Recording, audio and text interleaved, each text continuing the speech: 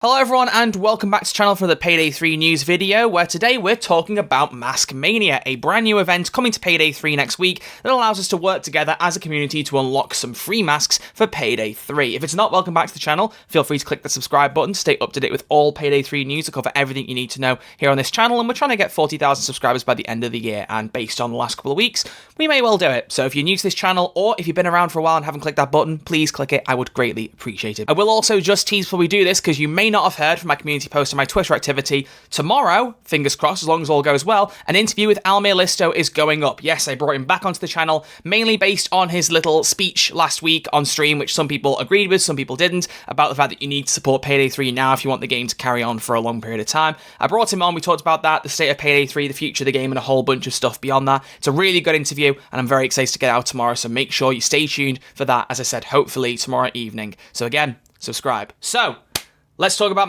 Mania. As this dev blog says, it's a new event, and I have to admit, I do really like this opening for the blog. A little bit of a meme attitude to it, talking about some things they ran through, ideas to get the Payday community on board, chains, body pillows, Dallas cologne, pictures of feet.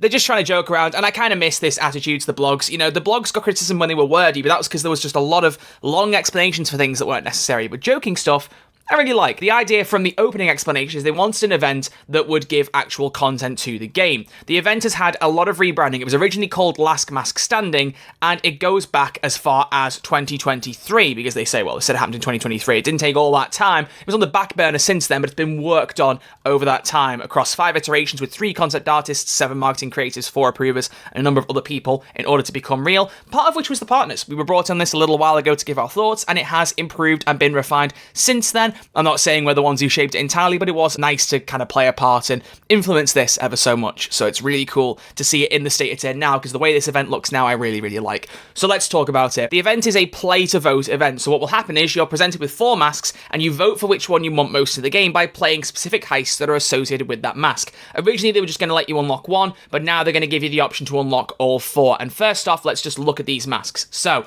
you've got Shakedown Shark here. Let's just let the carousel go, and I can give my thoughts as we go along. Disco Molly, probably my favorite. I'm not too sure. I do really like that one.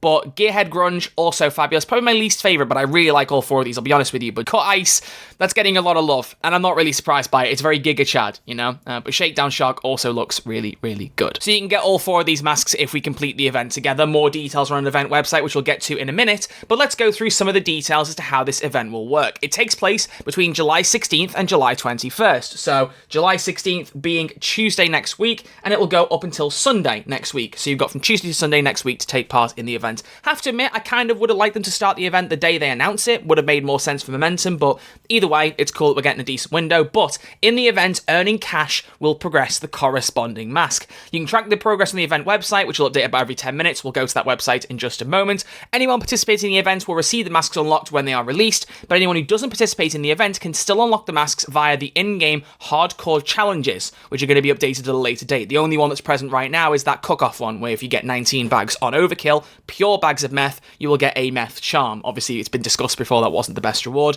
but that style of system is going to get more challenges added later down the line. However, only players with telemetry enabled will have their progress included in the event, and you can turn it on and off in the game settings. Some people don't like telemetry, it's perfectly valid, it's worried about data processing and tracking and things like that. Starbreeze have said this is only to track what heist people are playing and influence the more popular things, use it for game design. If you don't trust that, that's, you know, your personal prerogative, but this has been how they've done all previous events. So if you don't mind having telemetry enabled, you can turn it on and take part in the event. If you don't want it on, you don't have to, and you can just get the rewards at a later date. But with the current numbers, they predict that 2 of the 4 masks should unlock relatively easily, but the other 2 will require some community cooperation to gain. So in other words, we could get all 4 if enough of us play enough of the heists, but if we don't, some things will be caught up on in the hardcore challenge system. As for when the masks will be released, they'll aim for as soon as possible, but they'll definitely come out before the 1-year anniversary in September. Do you know what I'd like to do to find out when these things will come out? I'd like to see a roadmap, Starbreeze. That's supposed to be happening soon, and where is it?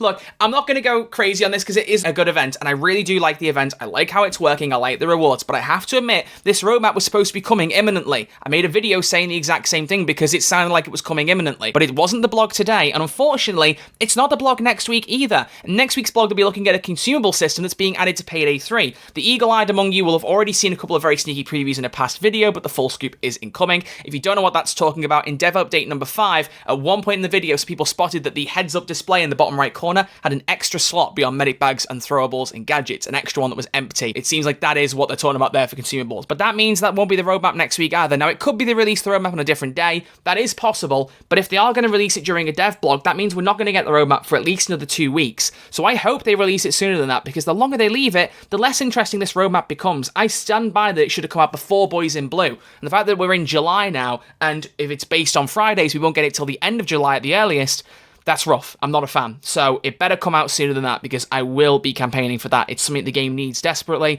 and the fact it's taken this long is extremely disappointing. I have to put my cards on the table there. But enough of me moaning about that. Let's look at the event website. Now, there's not too much extra on here, but it's worth just having a look at, because there's also a video we'll look at in a minute that showcases these masks off. So, as we've said, all you have to do is vote for your favourite masks by playing the corresponding heists that match with them during July 16th to July 21st. And every time you play a heist during the event, you'll help fill up the progress bar for the corresponding mask by collecting loot. And everyone who plays collectively adds to the progress bar of the mask that represents that heist. You can find out more information here. It pops up with a bit of extra stuff. So having telemetry enabled allows them to get statistics and track it. Each mask has 2 heists that represent that mask. So if you play either of the heists associated with that mask, you add up to that mask's meter, and you can vote by playing as many times as you like. All players who participate in the event will receive the masks unlocked when they are released, and as we've said already, hardcore challenges if you don't. But here are the heists that match up with each of the masks. So if you want Disco Molly, you got to play Rock the Cradle or Under the Surface. If you want Gearhead Grunge, I think I can speed these up, yes I can, play 99 Boxes or Road Rage. For Cut Ice, play Dirty Ice or Touch the Sky. And for Shakedown Shark, play No Rest for the Wicked or Golden Shark. Now, we can support these as Starbreeze partners. We were asked if we wanted to back particular masks in our streams and our videos, and every partner's been picking different campaigns, so you'll see different Starbreeze partners will be streaming different heists to try and encourage playing at this event. I will admit, I've gone for Shakedown Shark only because there's 2 banks. If you know me at all by now, you know how much of a bank fan I am. I can't not go for the heist where the only 2 bank heists in the game both tie to it. So I will be backing Shakedown Shark, but like I said, there are other masks here that I like possibly more. But honestly, it's not even like I'm voting for Shakedown Shark, I don't think it's good, I just want the banks. I like that mask too. I like all 4 of them. I really, really do. But the biggest win, at least in my opinion, is, as they've said, there's 2 heists per mask. Because I'll be honest, if Gearhead Grudge was my favourite mask, and the only way I could get it was by playing 99 Boxes, I'd hold my hands up and just say, forget it, I'm not going to unlock it, because that one, over time, has definitely become my least favourite heist. A lot of my opinions have improved on heists, but not so much for 99 Boxes, unfortunately. Sorry to anyone who watches this at Starbreeze who helped in that heist. Nothing against you, it's just not my favourite. So I'm glad that if there's a heist as part of it that you don't like, you can play a different one, and hopefully you'll like that one more and work it through. And Road Rage has definitely improved in my opinions as time's gone by. But yeah, you've got some good options there, and I really, really do like that. I'm a big, big fan of how that works. So we get playing next week, we get unlocking masks, and hopefully all 4 will be released during the event, or unlocked during the event, sorry. As for release, as they've said, at some point in the future before the 1-year anniversary, and that is the 18th or 21st September, technically 21st, based on global release, which means we'll get the masks within roughly the next 2 months. Hopefully a lot sooner than that. I would really appreciate that. But I imagine, based on just some instincts and general planning, if there's not going to be an update this July, which as we know, there's not planned to be one, then that means that the earliest they could be added if it's part of a downloadable update is the August update. And in theory, if those are at the end of the month, you'd hope they'd come then, because otherwise the next update would be after the 1-year anniversary, unless they bring it earlier for the 1-year anniversary. So we'll see. So within the next update or 2, the mask should get added. It'd be my theory. That'd be what I base it off on. But again, if we get a roadmap, we'll find that out for sure. So Starbreeze, whatever's going on, whether it's you or someone else that's holding off on this, please get it sorted. I'm begging you. We need that roadmap. We need it soon. So let's just finish off with a nice little showcase of the masks, because as you can see here, there is a trailer for the campaign, and I think it's just cool to have a little bit of a peek at it. So you can see Gearhead Grudge, and you can see all the other 3 masks. Just let that run for a second, because I do think it's a really cool trailer, and gives you more of an in-game look at the masks, which is really, really cool. I'm expecting they'll just look the same as they do now. Maybe they'll touch them up in the meantime. I don't know. But I really like all 4 of these. I'm really impressed by them. I just hope you can customize all 4, because especially Disco Molly, with that having moving eyes, I'm hoping you can still paint over it and put patterns on, because that would be a lot more beneficial for wearing these masks. But there you go, that's Mask Mania and all the information you need to know on it. So if you've enjoyed this video, as always, click that thumbs up button, tell me you like the video. It will help get the video out in the algorithm and get more Payday fans watching it. And as I said at the start of the video, if you're not yet subscribed, you know the drill by now. Press the button. I'd really appreciate it. But thank you all very much for watching. I will see you all tomorrow, fingers crossed, again, with the Almir Listo interview, and after that, more content next week. Stay tuned. There has been a Crime Boss update as well recently, and I will plan to talk about that soon. However, I personally don't really want to talk about it just yet, because for some reason it hasn't yet released on consoles, and as a console player, I'd rather wait till the update comes out on all platforms, because it sounds like a good update, But if I can't play it on my preferred platform, why should I be talking about it yet? So if anyone's wondering why I'm not talking about it, I won't be until it comes out on all platforms, so stay tuned for that. But thank you all for watching, greatly appreciated. I will see you all next time with a brand new video. Look after yourselves, stay safe, see you all in the next one.